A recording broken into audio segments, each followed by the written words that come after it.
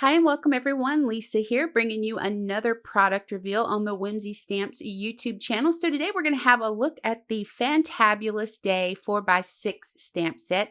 Now this stamp set is all about bold sentiments. So you're getting 6 large sentiments. 5 of these are going to measure around 3.5 inches wide by 5/8 of an inch high.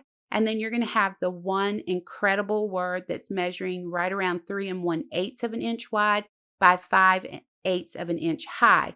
You're getting 12 smaller sentiments in there. This is what I like to refer to as buildable sentiments because you can create so many different versions of a sentiment that you might want with this one set. Here, I'm just stamping out the word fantabulous and grantastic. And then I thought, let's show you how easy it is to create a sentiment.